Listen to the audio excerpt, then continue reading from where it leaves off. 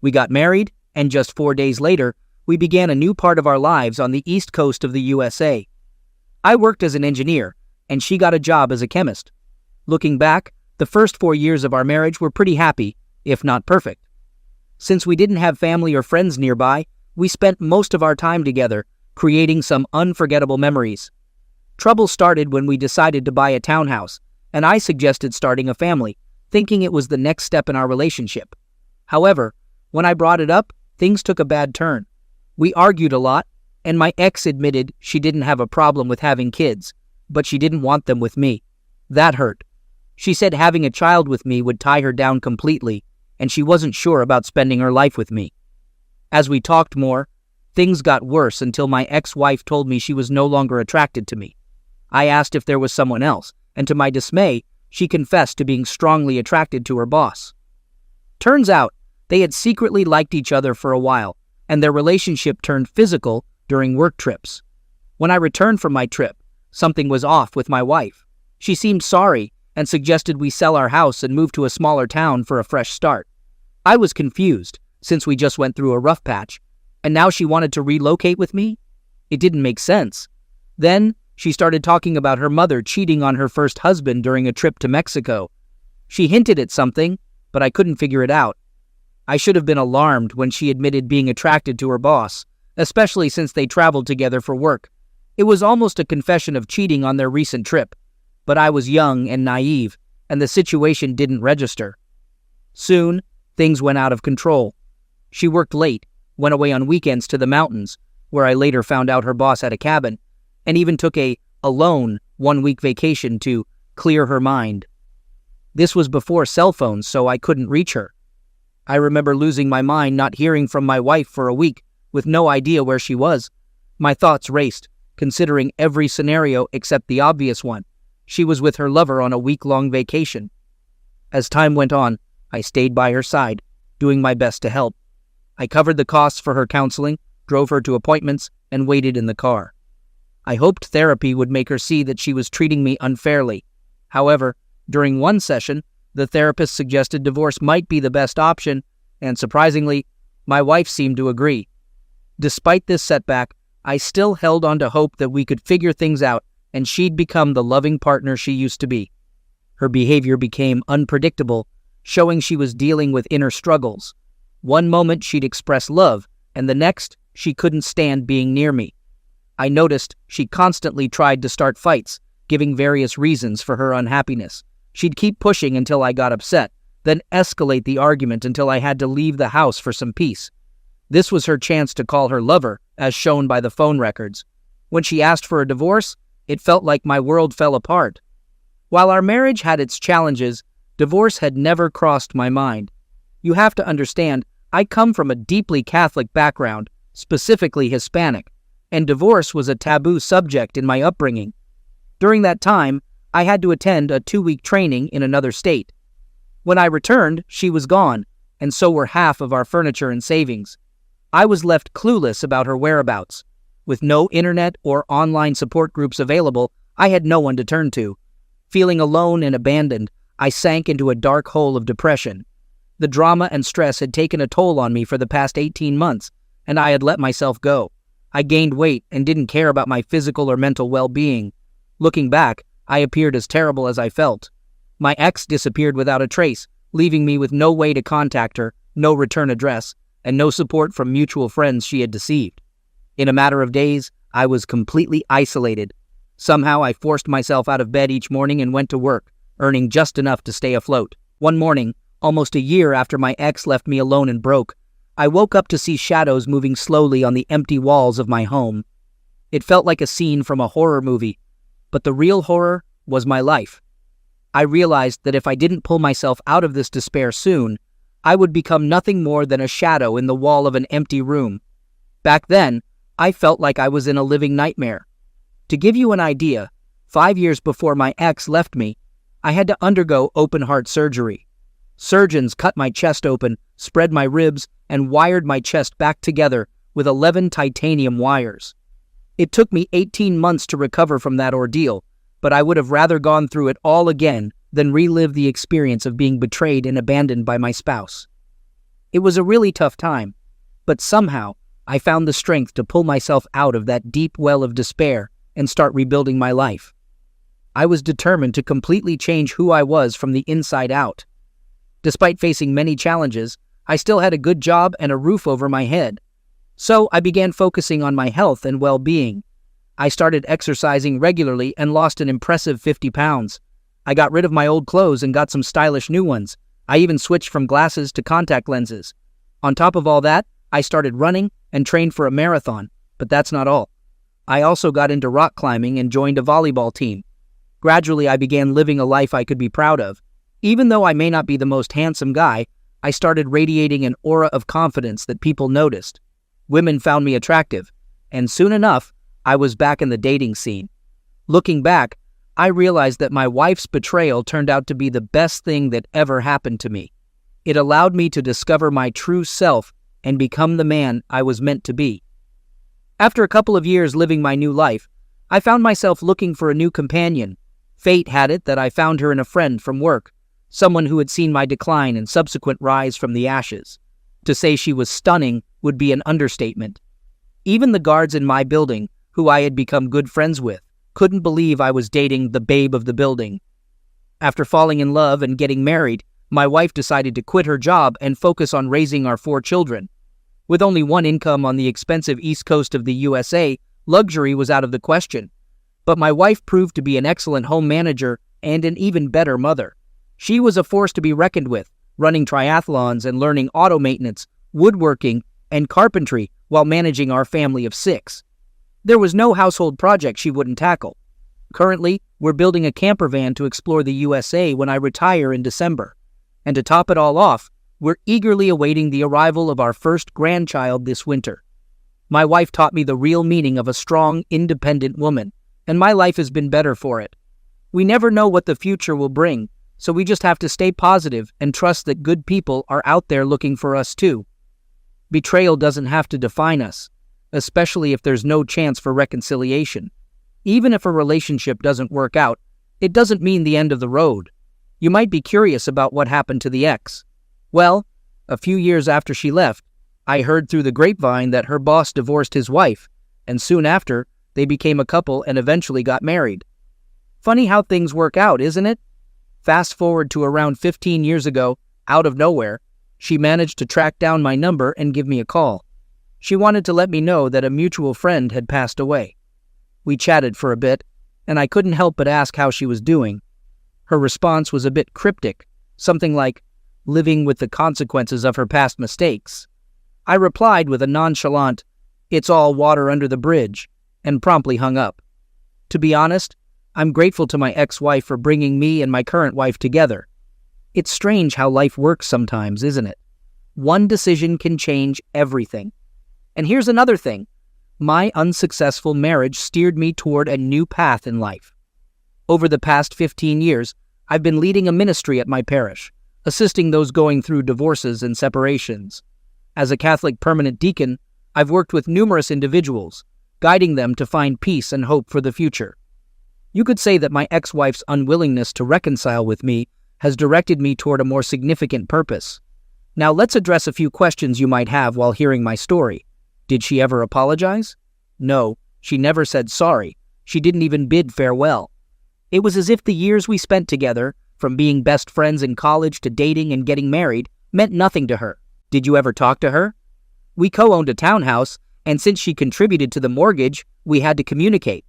She developed an odd system of phone calls through friends for me to reach her, and then she would call me back only if she thought communication was necessary. We only spoke a few times. Have you ever laid eyes on her again? I saw her 3 times after she left me, the last time being the day our divorce was finalized, a couple of years after her betrayal. She looked disheveled, dressed like a hippie, without makeup. Meanwhile, I had lost 50 pounds and was hitting the gym hard. Due to my weight loss, all my clothes were tailored, making me look sharp in my suit and tie. The last glance she gave me when the judge asked if I had any objections to the divorce agreement is forever etched in my mind. It was pure hatred. Her narcissistic mind couldn't handle the fact that I had thrived without her negative influence in my life. Second story. Recently, I've been suspecting my wife's faithfulness, but it's tricky without solid proof to support my gut feeling. I'm hesitant to confront her or bring up the topic, fearing unnecessary drama or giving her a chance to cover her tracks if she's guilty. It's a tough decision, and I'm uncertain about my next move. In the recent months, something seems off with my wife. Small things don't add up. About 4 months ago, she started hitting the gym and paying more attention to her appearance. She's always been beautiful, but she never cared much for makeup or hairstyling. Now she's always dressed up. Another concern is how protective she is of her phone. While it's normal for us to go through each other's phones, hers is always with her. If I need to use it for something innocent like taking a picture, she tells me to use my own phone. Additionally, she's been working late and traveling more for her job. Something just doesn't feel right. Over the past 4 months, my wife hasn't shown interest in being close with me. Quick, meaningless kisses are all I get. I've tried initiating physical contact, but she's turned me down, and when she does give in, she just lies there, unresponsive. It leaves me feeling worse than a direct rejection. When I brought up the lack of closeness before, she blamed it on tiredness from being a mom, work, and lifting weights. She promised to try harder and even kissed me later that night, but nothing has changed since then. I've been trying to figure out what's going on with my wife lately. Could it be a midlife crisis? Or maybe something else? It's hard to pinpoint. But there's a guy at her workplace that caught my attention. She used to talk about him all the time, but suddenly stopped a few months back. Despite this, I know they still work closely together. Apparently, he's married with kids and has been confiding in my wife about his own marital issues. I've briefly met him a few times, but he didn't seem interested in getting to know me. It's got me thinking that he could be trouble. I hate to admit it, but I've been comparing myself to this guy at my wife's work. He's not as good looking as me, and definitely not in the same physical shape. Not to brag, but it's true. I'm big and strong, while he's average and a little overweight. But he dresses sharply, is outgoing, and enjoys a drink, something my wife has mentioned a few times that she wishes I would do more often. He has a master's degree, while I only graduated from high school. And to top it off, he makes more money than I do. As a trainer for fighters, I earn a modest income, but my passion for the job is invaluable. On the flip side, there's this guy who's wealthy and enjoys flaunting his riches. I don't usually compare myself to others, but in this situation, the contrasts between us are glaring. What's been bothering me is my wife's recent business trip to a tropical resort.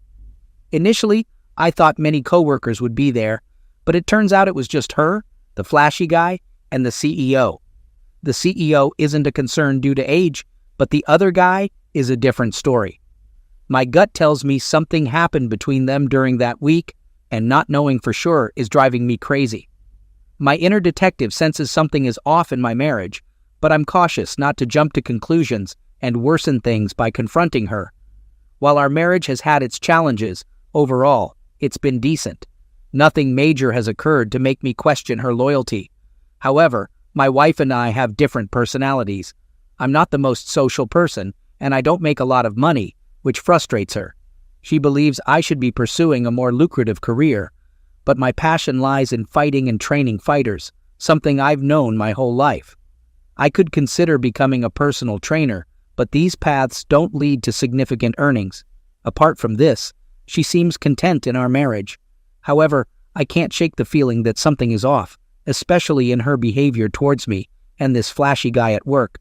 A friend suggested I play the spy and gather evidence to confirm my suspicions, but I'm uncomfortable violating my wife's privacy. If she is cheating, forgiveness might be challenging, but I hope my hunch is wrong. Lately, thoughts of infidelity have been creeping into my mind, and I can't shake them. The scariest part is, we have 2 kids, and the idea of losing them terrifies me. I'm heavily invested in their lives, and the thought of only seeing them half the time breaks my heart. Any suggestions on how to approach this situation would be appreciated. Update. I got the login details for our cell phone account.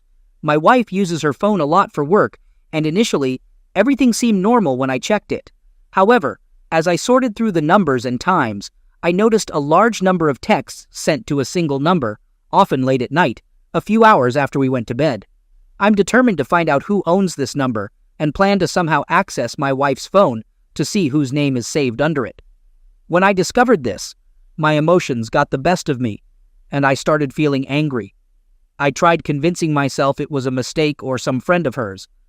But last night, when I tried to get close to her, she turned me down again. She apologized, citing tiredness and a headache. I expressed my feeling that we weren't connecting well, and she apologized, promising to do better. However, she had made similar promises before without following through. Not wanting to push further, I just said goodnight and went to bed. This morning, she casually mentioned thinking about a trip to Vegas with some college girlfriends. Despite not being into gambling, it struck me as odd. I asked about her companions, and she named a few girls I had never met. It might all be a coincidence, but I can't shake this feeling that something is off. Update. Recapping, I've had serious suspicions about my wife having an affair. So, I decided to snoop around and found something interesting. Detailed cell phone records revealed countless late-night texts to one specific number, hundreds of them. Taking a chance, I called the number from a payphone, and it turned out to be one of her co-workers, the same one I suspected. I had a sneaky feeling this guy might be trouble. But wait, it gets worse. I got her phone while she was in the shower, and guess what? The entire text conversation with this guy had been deleted. To make matters more incriminating, the number I called earlier was saved in her phone under a female name. Yes, she was trying to be sneaky about it. Now, my mind is filled with worries about all those out-of-town trips she took with this guy. Something is definitely not right here, and I'm starting to fear the worst. After discovering evidence of my wife's potential infidelity, I had to leave the house to clear my head. Despite my best efforts, I'm not sure what to do next. If I confront her now, she may come up with some excuse or lie. Should I wait and gather more evidence before approaching her, or should I come clean immediately? I am seething with anger, and the thought of the other guy makes me want to lash out. But I know that won't solve anything. I fear that if I do confront her, she may only admit to minor flirtations, leaving me without enough proof of the bigger picture. I could really use some advice on how to proceed. I laid in wait like a lion stalking its prey with a sneaky plan, pretending to be asleep, biding my time. After everyone was in bed and the house was silent, I kept one eye open, waiting for her to make a move. And sure enough, the clock struck 12, and my wife got out of bed and slinked into another room, quietly closing the door behind her. I waited a few minutes before getting up and slowly walking towards her. I caught her red-handed mid-text and stood over her before she could react. Her eyes widened in shock as she tried to hide her phone, but it was too late. I demanded to know who she was texting at this ungodly hour. She stammered and stuttered, trying to come up with a plausible excuse, but I wasn't buying it. She said it was just a girlfriend, but I knew there was more to it than that. I had her cornered, and she knew it. I couldn't believe what I had just done. My plan was risky, but it worked. I started kissing her and asked if she wanted to fool around, just as I expected. She said she couldn't. I laughed and playfully teased her, saying that she must be more into the girlfriend that she was texting than me. Then, I started to tickle her, and we playfully wrestled. I managed to get the phone from her, and I could see the panic in her eyes. She tried to get it back, but I held it in the air, like I was playing keep away. I laughed and acted like I was having fun the entire time, telling her that I was going to call this girlfriend and ask if she was into my wife. As my wife pleaded with me not to call her friend, a sense of satisfaction overcame me. I walked away, pretending to end the conversation, while secretly checking the text messages on her phone. One message caught my eye, saying, "Can't wait to see you tomorrow." My heart raced as I hit the call button, waiting for a response. A man's voice came through the speaker, and I hung up, unsure of what to say. Turning to my wife, I began reading the messages aloud. I could see fear in her eyes as I asked if the recipient was a guy or her friend. She stayed silent. Continuing, I demanded an explanation for the late-night text to this guy. She stuttered, claiming she didn't know. I pressed on, asking if there was anything she needed to tell me. She couldn't speak, and that's when I dropped the bomb. Calmly, I said, "I know everything. I know when you wake up to text him, and I know who he is." Tears streamed down her face as she apologized, but I remained composed. I issued a stern warning about the crucial moments ahead, urging her to come clean. My wife finally confessed to flirting with her coworker, dealing with marital troubles, and it escalated beyond casual chit-chat. She insisted they never did anything physical, but I wondered if she was telling the whole truth. I gave her an ultimatum to confess everything or leave. She cried and apologized, admitting to flirting with her coworker, who also faced marital issues, but I doubted she was telling me the whole truth. I told her we'd discuss things later, and she needed to pack a bag and leave for her mom's house. As she left, she asked if I would leave her. I didn't give her a direct answer and said we would talk later. However, she kept blowing up my phone, so I turned it off to get some space. Deciding to seek a marriage counselor, I pretended to want reconciliation to avoid suspicion. Last night's confrontation wasn't impulsive. I had a plan. While playfully wrestling and tickling her, I recorded the entire thing on my phone, just in case she falsely accused me of something later. I checked with a friend to ensure it was legal in our state, and he confirmed it was. Despite thinking she wouldn't do that, I can't be too careful given the circumstances. I'm a big guy, 6'4" and 240 pounds of muscle. I used to be a fighter, now training fighters. If there's any false accusation, I know the odds are against me. I could get arrested and lose everything, including my kids. That's why I plan to keep recording everything as an insurance policy. My world has shattered into a million pieces. My family, my everything, has been destroyed. I'll miss out on 50% of my children's childhood. Despite sensing something was wrong, the reality blindsided me. The worst part? This is just the beginning of the pain. I want to confront the other guy, but I know I need to hold back. I heard through the grapevine that he found me terrifying when he first laid eyes on me, so I'd like to give him a good scare. And to top it all off, in one of the texts my wife and he shared, he referred to me as the animal, after she made a jab at my intelligence. I may not have a college degree or make much money, but I'm not stupid. I love learning and reading books on all sorts of topics. But in this moment, I'm feeling anything but smart. For now, I'm just trying to make sense of this devastation. Update. My friend, who's an attorney, connected me with a family law specialist. The positive part is this attorney understands what it's like to be cheated on, having been in my shoes. My friend mentioned he's eager to help and won't charge me excessively. It's a good development amid the chaos. On the other hand, my wife came clean about having an affair. She started with the excuse of just flirting, but I didn't buy it. Eventually, she confessed it turned physical, lasting longer than I thought. She shared all the steamy details, and I'm honestly unsure how to feel about it. My head is spinning and I can't focus. The emotional roller coaster is too much. I had a serious talk with my wife, suggesting it's best for her to stay with her mom for now. Being around her became unbearable. I needed space, and so did our kids. They deserved normalcy, and I decided to take care of them.